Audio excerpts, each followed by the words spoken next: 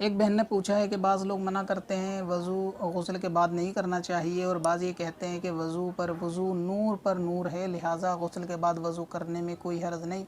ان دونوں مسائل کی شرعی حیثیت کیا ہے؟ یہ جو ہے لکھا آپ نے کہ غسل کے بعد وضو نہیں کرنا چاہیے، یہ بات بھی درست ہے، اور وضو نور پر نور ہے، یہ بات بھی درست ہے۔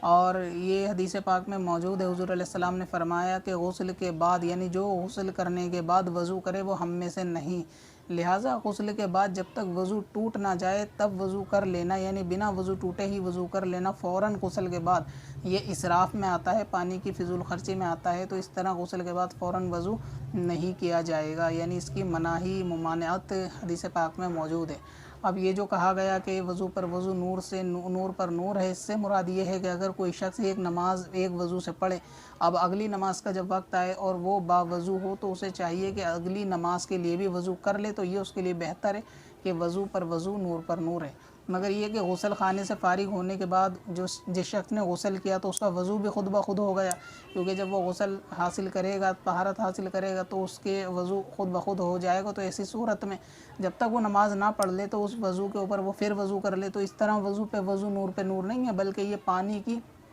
فضول خرچی ہے، اور یہ اسراف ہے جو کہ گناہ ہے، پانی کی فضول خرچی۔ ہاں اگر یہ اس وضو سے نماز ادا کر چکا ہے، اب اگلی نماز کا وقت آیا اور یہ چاہتا ہے کہ یہ نیا وضو کر لے، تو بے شک نور پر نور ہے، تو اس لحاظ سے یہ دوبارہ وضو کر سکتا ہے۔ مگر جو آپ نے سوال میں لکھا کہ غسل خانے کے فوراً بعد فارغ ہونے سے، بہت سارے لوگوں میں یہ ہوتی ہے عادت کہ نماز جمعہ ہو یا دیگر نماز ہو کہ غسل خانے سے جب غسل کر کے نکلتے ہیں تو اس کے بعد کپڑے وغیرہ پہننے کے بعد پھر سے وہ نیا وضو کرتے ہیں نماز کے لیے، تو یہ غلط ہے، حدیث میں اس کی ممانعت موجود ہے، ایسا نہیں کرنا چاہیے۔ اگر وضو ٹوٹ گیا بالفرض کسی وجہ سے تو نیا وضو ضرور کیا جائے گا، ورنہ جب تک یہ وضو ٹوٹا نہیں ہے تو آدمی کو غسل کے بعد وضو نہیں کرنا چاہیے۔ جو غسل میں وضو ہوا تھا وہ نماز کے لیے بھی کافی ہے اور باقی عبادات کے لیے بھی کافی ہے، تو لہٰذا اس سے پرہیز کرنا چاہیے۔